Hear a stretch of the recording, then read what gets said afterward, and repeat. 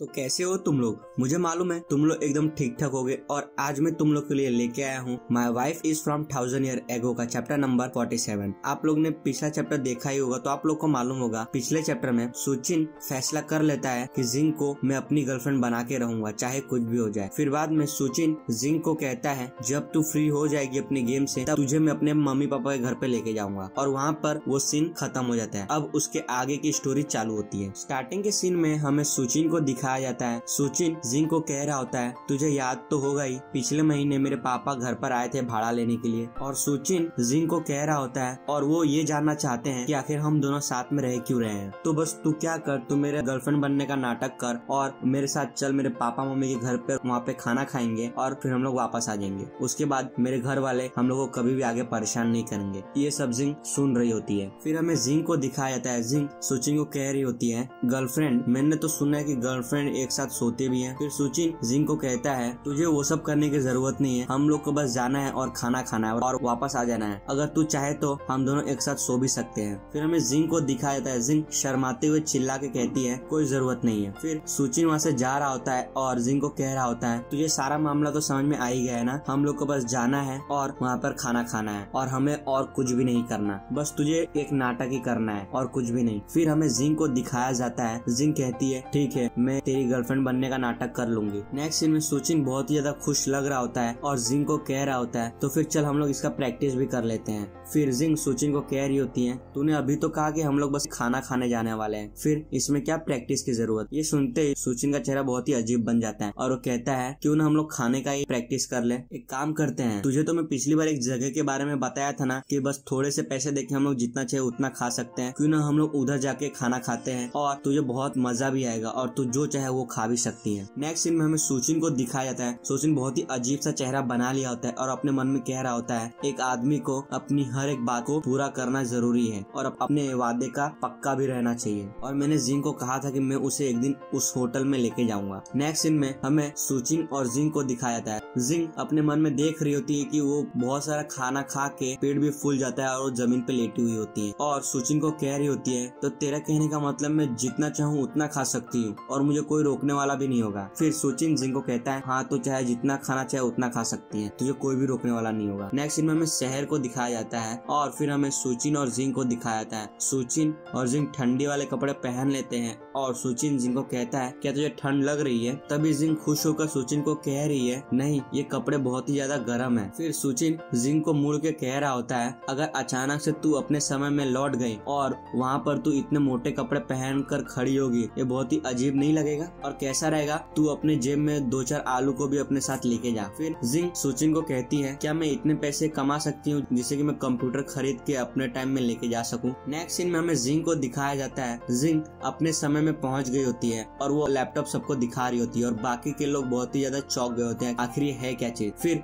सुचिन जिंग को कह रहा होता है हाँ तू लेके जा तो सकती है लेकिन मैं तुझे सलाह दूंगा कि तू लेके मत जा, क्योंकि एक कंप्यूटर लेके कोई मतलब नहीं होगा तेरा, और जब तक कि तेरे कंप्यूटर में तूने सब कुछ डाउनलोड करके नहीं रखा होगा आज के समय के बारे में तब तक वो लैपटॉप किसी काम का नहीं होगा और बाकी के लोग तुझे पागल समझेंगे। इससे अच्छा यही है कि तू अपने साथ एक आलू लेके जा, आलू को उगा के खेती कर। फिर हमें जिंग को दिखाया जाता है। जिंग अपने मन में कह रही होती है जब मैं घर लौट जाऊंगी तब मैं इंटरनेट पे देखूंगी कि आलू को उगाया कैसे जाता है, और वैसे यहाँ की हर एक चीज बहुत ही ज्यादा अच्छी है तो भी मेरा घर यहाँ पर नहीं है, और जब मैं अचानक से अपने घर पहुँच गई तब मुझे हर एक चीज कोशिश करनी चाहिए जिससे कि मैं अपने समय में अच्छी से जिंदगी जी पाऊँ। नेक्स्ट सीन में हमें एक आंटी को दिखाया जाता है। वो चावल की गोनी उठाकर अपने घर की तरफ लेके जा रही होती है और सुचिन वो देख रहा होता है। नेक्स्ट सीन में सुचिन आंटी के पास पहुंच जाता है और कह रहा होता है आंटी चैंग आप इतना बड़ा चावल का गोनी खरीद के अकेली वहाँ से लेके आ रही हो, अंकल वैंग कहाँ पर है, वो आपके साथ नहीं है आपकी मदद करने के लिए। तभी आंटी चैंग सुचिन को कहती है अंकल चैंग के हाई ब्लड प्रेशर की वजह से वो घर पर ही है, अगर तू बिजी नहीं है तो तू मेरी मदद कर दे इस चावल की गोनी को मेरे घर तक पहुँचाने में। तभी सुचिन आंटी को कहता है हाँ ठीक है मुझे कोई दिक्कत नहीं होगी, और सुचिन जिंग कह रहा होता है ये चावल का गोनी मेरे कंधे पे डालने की मदद कर। फिर नेक्स्ट सीन में जिंग चावल के गोनी को सुचिन के कंधे पे डाल देती है और सुचिन आंटी को कह रहा होता है आप देख ही तो सकते हो कि मैं अपनी गर्लफ्रेंड को बाहर लेके जा रहा हूँ खाना खाने के लिए, हम लोग खुशकिस्मत है कि हम लोग आपसे टकरा गए। तभी आंटी चैंग हंसते सुचिन को कहती है तूने पिछली बार ये नहीं कहा था कि ये तेरी गर्लफ्रेंड नहीं है, फिर अब तू क्यों मान रहा है कि ये तेरी गर्लफ्रेंड है, लेकिन मैंने इसे बहुत बार तेरे साथ देखा भी है, इसका नाम क्या है। फिर सुचिन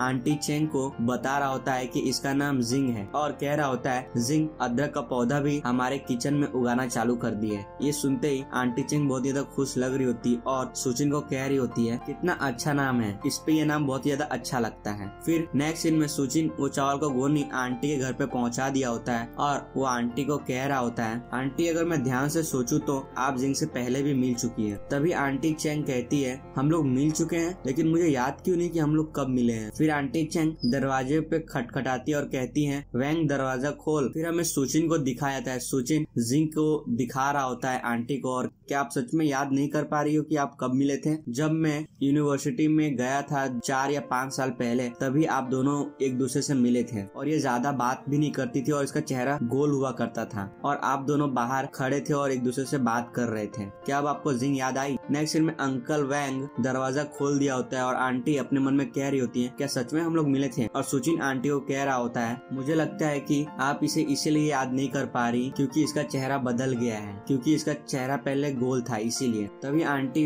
चैंग सुचिन को कहती है अब मैं बूढ़ी हो गई हूँ इसलिए मेरी याददाश्त ज्यादा अच्छी नहीं है और तुम लोग तो अभी जवान हो इसलिए तुम लोग को सब कुछ याद रहता है। फिर सुचिन हंसते हुए आंटी चैंग को कहता है कोई बात नहीं लेकिन अब से आप इसको याद रखना। नेक्स्ट सीन में आंटी चैंग सुचिन को कहती है क्या तुम दोनों अंदर आना चाहोगे थोड़ी देर के लिए, और वैसे भी तूने चावल का गोनी पहुंचाने में बहुत मदद की है, तू थक भी गया होगा, थोड़ी देर के लिए जूस पी और आराम कर। फिर हमें सुचिन को दिखाया जाता है, सुचिन आंटी चैंग को कह रहा होता है उसकी कोई जरूरत नहीं है लेकिन शुक्रिया, मैं अपनी गर्लफ्रेंड को बाहर लेके जा रहा हूँ खाना खाने के लिए और वैसे भी हम लोग पूरा दिन घर में पड़े रहते हैं गेम खेलते वक्त, इसलिए हम लोग को बहुत ही कम ही चांस मिलता है बाहर जाके खाना खाने का, इसीलिए हम लोग अब जा रहे हैं। नेक्स्ट सीन में सुचिन और जिंग पैदल पैदल जा रहे होते हैं और जिंग सुचिन से पूछती है क्या मैं सच में 4-5 साल पहले यहाँ पर आई थी। तभी सुचिन जिंग को कहता है क्या बकवास कर रही है, अगर ऐसा होता तो अभी भी तू पहाड़ों में होती और पहाड़ के किसी गुफा में छुपी हुई होती ठंड के मारे। और दूसरी तरफ आंटी चैंग बहुत ही अच्छी है और ऐसा लगता है कि वो तुझे याद रखेगी और उसमें कोई दिक्कत की बात नहीं है कि वो तेरे बारे में क्या सोचती है और क्या नहीं, बस वो तेरे को याद रख ली, यही बहुत बड़ी बात है। और दूसरी तरफ अगर तेरे बारे में कोई और नहीं जानेगा, सिर्फ मैं ही तेरे बारे में जानूंगा, तो इसका मतलब ये है कि तू इस दुनिया में मौजूद ही नहीं है, समझ गई ना। फिर हमें सुचिन को दिखाया था, सुचिन आसमान में हाथ करके जिंग को कह रहा होता है इसका मतलब इस पूरी दुनिया में तुझे मेरे अलावा कोई नहीं जानता और पूरी दुनिया तुझे मानेगी भी नहीं कि तू यहाँ पर है या नहीं। और अगर कोई तेरी पिछली जिंदगी के बारे में नहीं जानेगा तो फिर तेरा आगे का भविष्य बहुत ही बेकार हो जाएगा, क्योंकि जब तक कि तुम्हारा कोई पास्ट नहीं होगा तब तक तेरा फ्यूचर भी नहीं आ सकता, क्योंकि पास्ट से ही फ्यूचर बनता है। और किसी इंसान का पास्ट एक पेड़ की जड़ की तरह होती है, जिसका जड़ मजबूत होगा उसी का पेड़ अच्छा होता है। और वैसे भी तू 1200 साल पहले की है, ये बहुत ही अजीब है और तेरे लिए अच्छा नहीं है और तुझे इस समय में अपने जड़ को उगाना होगा जिससे कि लोगों को लगे कि हाँ तू इसी समय की है। फिर हमें आंटी चैंग को दिखाया जाता है, आंटी चैंग बहुत सारे लोगों से बात कर रही होती है और सुचिन जिंग को कह रहा होता है और वैसे भी जिस आंटी से हम लोग मिले ना, वो आंटी को बातें करना बहुत ही अच्छा लगता है और वो दूसरे को हर एक बात बताती रहती है। अब मैंने उसे ये बात बता दिया कि तू मेरी गर्लफ्रेंड है, तो जरूर आस पड़ोस वाले को जाके बताएगी मैं अपनी गर्लफ्रेंड के साथ रह रहा हूँ और मेरी गर्लफ्रेंड बहुत ही ज्यादा सुंदर है और उसका नाम जिंग है और वो दोनों साथ में बहुत ही अच्छे लगते हैं, ये सब दूसरे को जरूर बताएगी। फिर हमें सुचिन और जिंग को दिखाया जाता है, सुचिन जिंग को कह रहा होता है जब सबको हमारे बारे में मालूम चल जाएगा फिर सब लोग तुझ पे ध्यान देने लग जाएंगे और तू इस समय में सबकी नजरों में आ जाएगी और इससे तू सबको मालूम चल जाएगा कि तू इस समय में रहती है। ये और भी अच्छा होगा कि आंटी ये कहे कि हम लोग बहुत समय पहले मिल चुके हैं, इससे क्या हमारे बारे में बहुत ही अच्छा और बहुत ही मजबूत इंप्रेशन पड़ेगा सब लोग के सामने। नेक्स्ट सीन में हमें जिंग को दिखाया जाता है, जिंग सुचिन को कह रही होती है मैं समझ रही हूँ कि तू आखिर करना क्या चाहता है। नेक्स्ट सीन में हमें सिक्योरिटी गार्ड को दिखाया जाता है, वो सिगरेट पी रहा होता है। फिर सुचिन उस सिक्योरिटी गार्ड के पास आ जाता है और कहता है अंकल जो आपको क्या ठंड नहीं लग रही। तभी अंकल जो कहता है मैं ठंड के मारे जम रहा हूँ। फिर सुचिन अंकल जो के पास आ जाता है और कहता है तो फिर आप अपने सिक्योरिटी केबिन में क्यों नहीं जा रहे, आप बाहर क्यों बैठे हुए हैं। तभी अंकल जो कहता है मैं अंदर बैठ के बहुत ज्यादा थक गया था इसलिए मैं बाहर बस सुट्टा मारने आया हूँ। तभी सुचिन जिंग का हाथ पकड़ लेता है और अंकल जो को कहता है तो फिर ठीक है आपको जो करना है करो। वैसे मैं आपको एक चीज बताना चाहता हूँ,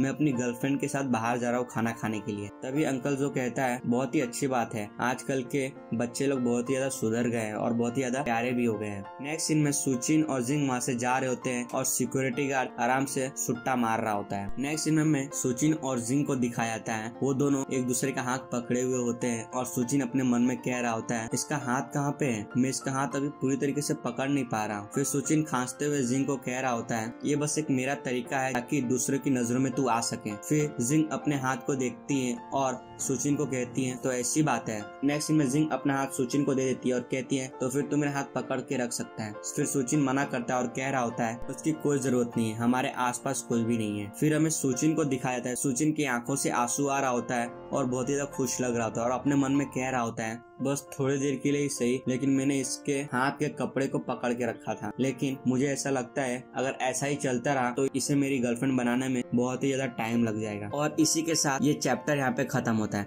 अगर आप लोग इस चैनल पे नए हैं तो चैनल को सब्सक्राइब करना बिल्कुल मत भूलना और साथ ही बेल आइकन दबा देना। जब भी मैं अगला एपिसोड अपलोड करूंगा तो आपको सीधा नोटिफिकेशन मिल जाएगा। अब हम लोग अगली बार मिलेंगे my wife is from 1000 year ago का चैप्टर नंबर 48 में। तब तक के लिए टाटा और बाय बाय।